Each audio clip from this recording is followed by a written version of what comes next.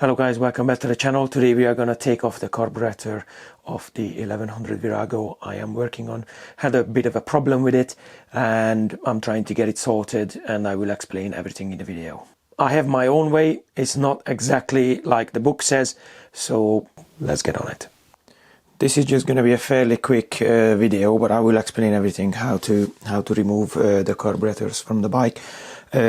Once you remove this dummy airbox, on here in Europe we have nothing in here. It's only in California as far as I know. We're gonna have to remove this plastic bracket.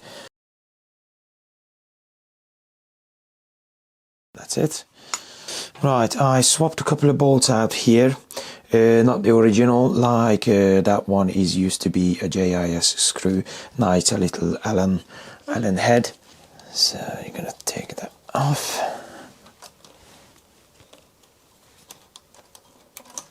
And then take it out, just like that. Put it aside here. Right, next we're gonna have to disconnect the throttle position sensor. That's just an electric connector. Take it off, done. We're gonna remove this one, a JIS screwdriver. If you are in the UK, I bought this Premier brand. I think it was Amazon. Pretty good. I'm gonna put a link in the description so you can find it yourself. Quite decent actually. I'm quite happy with it. So I do recommend it, and you're not gonna strip any screws on these Japanese bikes. Pull this back and take it off. But the carburetor is dry right there, so that's okay. The reason I'm doing this, to be honest, is because I already took it off, but when I put it together, I've noticed when I tilted the carburetor down, I heard a little knock on the ball, and I think maybe whoever touched this before me maybe bent the float ever so slightly, and it's touching the ball. This carburetor is okay. This didn't flood, but the other one did flood. And the problem was when the carburetor is empty and the float is sitting all the way down. It just, when the petrol started pouring in, it couldn't push it up, because I think it was touching the ball, because I could hear it knocking, and it didn't move up. Once I gave it a knock with a screwdriver head, then it was fine, and it never flooded since. But it's it's not right. I think we are finished on this side for now. All I have left to do is drain the petrol. Oh, also important, I didn't mention it, but I disconnected the battery's negative terminal, just in case I accidentally put the ignition on or something and then it starts pouring petrol everywhere. So always, if you work on your bike, disconnect the battery, just in case. You never know, you might forget and just flip it on and boom, petrol everywhere. Okay, it's important. We're gonna have to remove the airbox.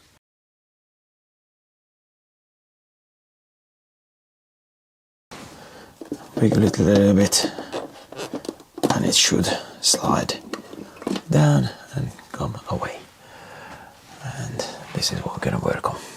You're gonna have to prop the tank up. Under the tank, remove the bolt, a piece of wood, so I can get to that little screw over there.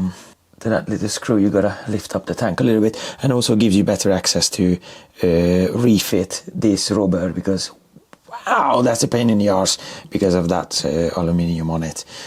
What we're going to do first, we're going to drain the petrol out, so that's out the way.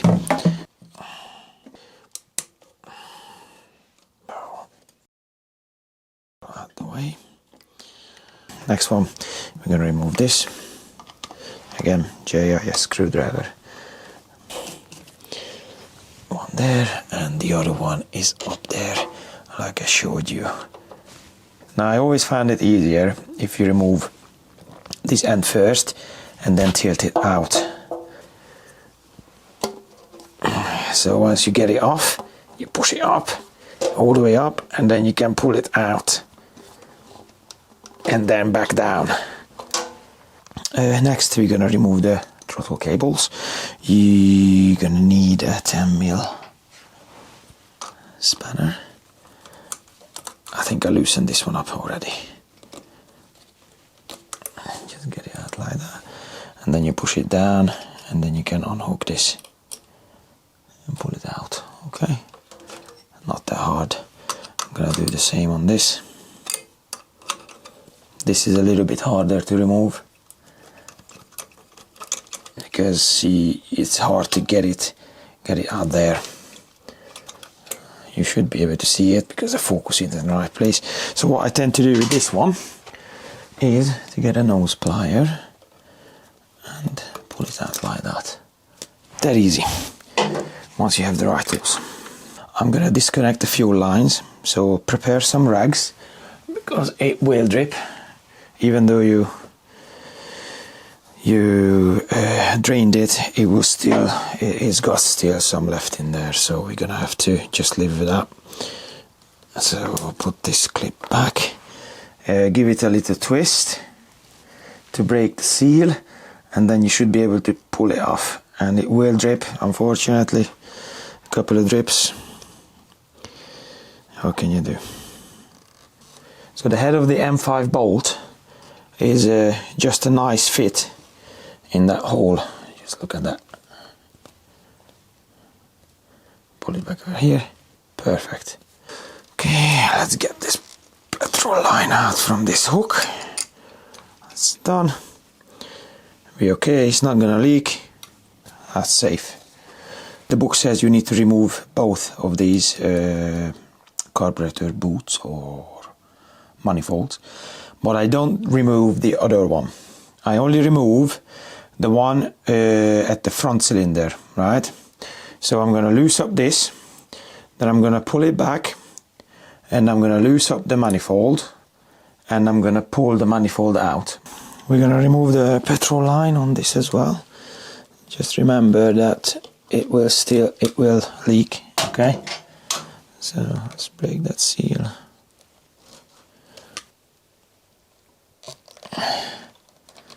Or not, maybe I'm lucky. Okay, and then we're gonna use our M5 head and just chuck it in there. Okay, right, I'm gonna take it out from there as well. There's another hook on the front of the carburetor. You gotta take it out from there. So I changed the inside bolt for the manifold to an M6, so it's a 5mm Allen key.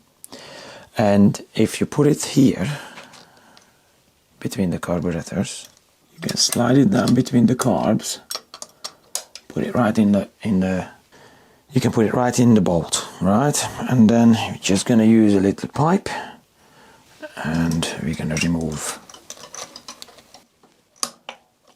Okay, I'm gonna have to loose up the clamp a little bit so I can put the spanner on. I always try to use the ring end to avoid any screw head or bolt head stripping, but this one's been stripped a couple of times. I will have to use the fork end for now just to get it going, but I have to loose that up because I need to take the bolt out. Just let me know in the comments below, is it a pain in the arse for you guys as well, or is it just me? Because it seems to be a right pain. You might wonder, why didn't I change this one to an Allen head? And it didn't seem to work when you put it in. You can't really put an Allen key there because it's a bit long. Even if you have a shorter Allen key like what I have, you still can't put it in because of the clamp for the rubber. Unfortunately, it doesn't allow you to do that. So we're gonna take the other one out. It's a stainless steel bolt, so magnet won't help, but I can grab that little collar or whatever that is. So now that's moving, yeah, I come off. What I can do now is pop it out from the other one. okay, and then remove the other one completely, and then this will come out. So first you're going to take that Allen bolt out.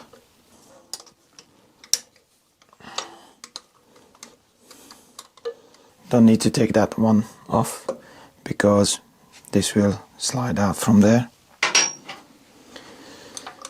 So this one, it does help if you pull back the clamp. So obviously that's why it's not fixed, okay? And this one just should pull out like this, okay? And now I should be able to pull the carburetors out from the other side, so just keep watching, nice and steady.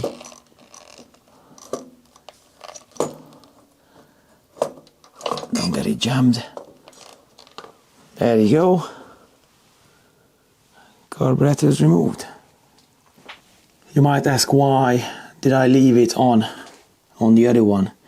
I find it a lot easier because when you try to put if you put the manifolds on and you try to wiggle the carburetors in, it's just super hard to get it in. But this way, I leave that one on and I only have to wiggle in one, which is this one.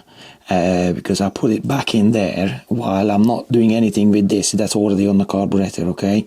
And then I wiggle the carburetor back into this one, again not tightening up anything, and then put the bolts back in here so everything is where it should be, and then tighten everything up together. But I'm going to show you when we're going to refit the carbs. So that's it for now for this episode. It's a little bit weird position for me to say goodbye, but